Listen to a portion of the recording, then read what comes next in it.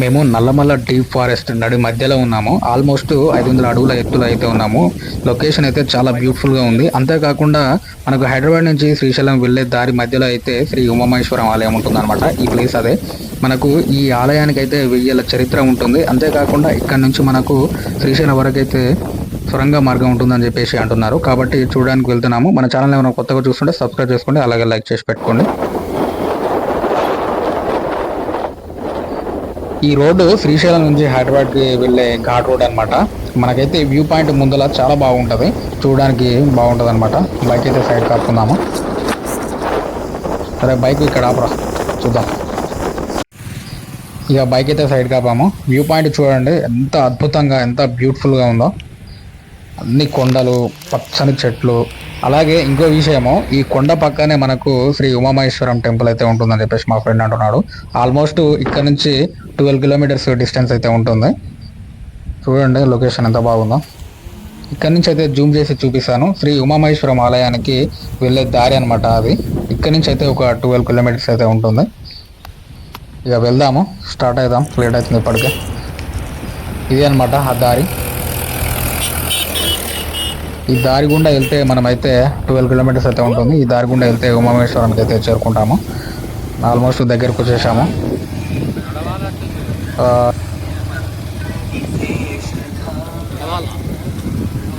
శ్రీ ఉమామహేశ్వరం ఆలయానికి అయితే చేరుకున్నాము సక్సెస్ఫుల్లీ. ఇక చూడాలి బైక్ ఎక్కడ పార్కింగ్ చేయాలి. ఇక పార్కింగ్ చేసేసాము ఏదో విధంగా. పార్కింగ్ చేసిన తర్వాత మనకు కొండ మీదకి వెళ్ళడానికి అయితే బైకులు కానీ కార్లు కానీ ఎలా ఉండవు అనమాట. ఇక బస్సు టికెట్ అయితే తీసుకోవాలి. దానికి ఒక 50 రూపీస్, పర్ క్యాండిడేట్కి 50 రూపీస్ ఛార్జ్ చేస్తారనమాట. తీసుకొని కొండ మీదకి అయితే వెళ్ళాలన్నమాట. సక్సెస్ఫుల్లీ కొండ మీదకి అయితే చేరుకున్నాము, మీరు చూసుకోవచ్చు. అంతేకాకుండా మనకి ఇక్కడ ప్రసాదం ఇస్తారన్నమాట. పక్కనే గర్భగుడి ఉంది. ఈ గర్భగుడి ముందే మనకైతే కొండలు, పచ్చని కొండలు, పచ్చని చెట్లతో ఎంతో ఆహ్లాదకరంగా ఉందన్నమాట. పైకి రాగానే ఎక్కలేని టెన్షన్స్ అన్ని మర్చిపోయి చాలా పీస్ఫుల్గా ఉంది. మనకైతే కింది నుంచి పైకి నడుచుకుంటూ రావాలనుకునే భక్తులకి కింది నుంచి అయితే 600 మెట్లు అయితే ఉంటాయి, నడుచుకుంటూ రావచ్చు. అంతేకాకుండా మనం గర్భగుడిని చూసుకోవచ్చు. ఈ గర్భగుడిని కాకతీయుల కాలంలో అయితే నిర్మించారని చెప్పేసి చరిత్ర చెప్తుంది. అలాగే మనము ఈ గర్భగుడి నుంచి పైకి చూస్తే ఆ కొండ కిందనే ఉన్నాము. ఆ కొండ అయితే మన మీద పడుతున్న ఫీలింగ్ అయితే వస్తుంది అనమాట.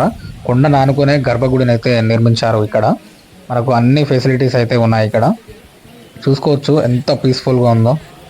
ఎక్కువ జనం కూడా ఏం లేరు. చూడండి ఎంత ప్లెజెంట్గా ఉందో.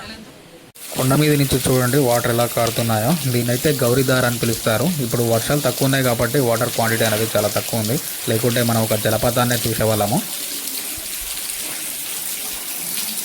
ఈ సొరంగ మార్గాన్ని 1000 ఏళ్ల కిందటనే నిర్మించారు. ఈ సొరంగ మార్గం ద్వారా ఉమామహేశ్వరం నుంచి శ్రీశైలం వరకు అయితే ఋషులు, మునులు, సిద్ధులు తపస్సు చేసుకుంటూ ఈ సొరంగ మార్గం ద్వారా శ్రీశైలానికి అయితే చేరుకునేవారు అనమాట. అంతేకాకుండా మనకు ఈ సొరంగ మార్గాన్ని 12వ శతాబ్దంలో నిర్మించారు. మనకైతే పార్వతీదేవి శివుని కోసం ఈ ఉమామహేశ్వరి సన్నిధిలో తపస్సు చేయడం జరిగిందనమాట. మీరైతే ఆ కొండల్ని కానీ ఆ గుహలను కానీ చూసుకోవచ్చు ఏ విధంగా ఉన్నాయన్నది.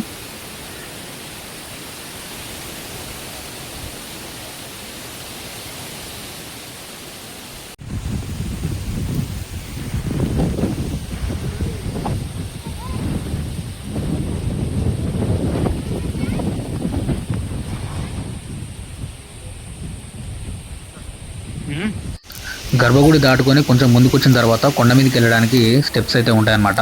ఎవరైతే శివమాల వేసుకొని కాలినడకన వచ్చేవారు ఉంటారో ఫస్ట్ ఈ ఉమామహేశ్వరి ఆలయాన్ని దర్శించుకున్న తర్వాత ఈ మెట్ల ద్వారా శ్రీశైలం ఘాట్ రోడ్డుని చేరుకొని అలాగే శ్రీశైలం వెళ్ళిపోతారంట నా కాలినడకన అని చెప్పేసి ఇక్కడ అంటున్నారు. పైకి ఎక్కుదాము మనమైతే. చూడండి ప్లేస్ ఎంత ప్లెజెంట్గా ఉందో. ఆల్మోస్ట్ మేమైతే 500 మీటర్స్ అయితే పైకి ఎక్కామన్నమాట. అంటే 1/2 కిలోమీటర్ పైకి ఎక్కాము. పెద్ద పెద్ద కొండలు కూడా ఎంత చిన్నగా కనిపిస్తున్నాయి చూడండి. ఉమామహేశ్వర ఆలయం చూడండి ఎంత చిన్నగా ఉందో. దానిపైన ఒక కొండ ఉంది కదా, ఆల్మోస్ట్ ఆ కొండ మీదకి ఎక్కినట్టే మేము. ఇక పైకి ఎక్కుదామంటే ధైర్యం అయితే చాలతలేదు. ఇక్కడికైతే మేము స్టాప్ అయిపోయాను. ఎందుకంటే ఆల్మోస్ట్ మేము నల్లమల్ల డీప్ ఫారెస్ట్కి అయితే చేరుకున్నాం అనమాట. ఆల్మోస్ట్ ఏమంటారు నడి అడవికి అయితే చేరుకున్నాం. అక్కడ ఎవ్వరు లేరు, మేము ఇద్దరమే ఎక్కినాం పైకి ఆ టైంలో. ఇక చాలా చెప్పేసి ఇక రిటర్న్ అయినాము.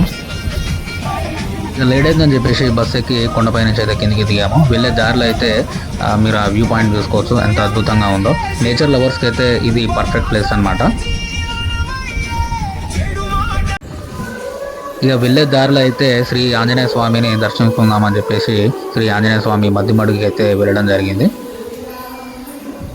మద్దిమడుగుకి వెళ్ళిన తర్వాత ఇక దర్శనానికి అని చెప్పేసి ఇక గర్భగుడిలోకి అయితే వెళ్ళాము. గర్భగుడిలోకి వెళ్ళిన తర్వాత ఈ పెద్దనైతే ధ్యానం చేసుకోవడం జరుగుతుంది. ఆయనతో పాటు మేము కూడా ధ్యానం చేసుకున్నాము.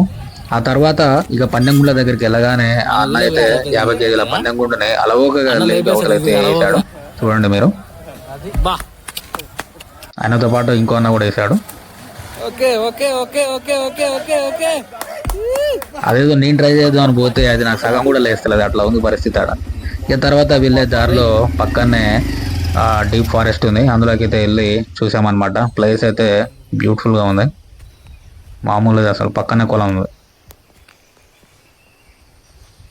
ఎవరైనా మన ఛానల్ని కొత్తగా చూస్తుంటే ఖచ్చితంగా సబ్స్క్రైబ్ చేసుకోండి, అలాగే లైక్ చేసి పెట్టుకోండి, బెల్ ఐకాన్ని ఆల్లో పెట్టుకోండి. ఇక చూద్దాం మళ్ళీ ఎప్పుడైనా టూర్లోకి వెళ్ళినప్పుడు ఇంకో వీడియో పెడతా, ఓకేనా.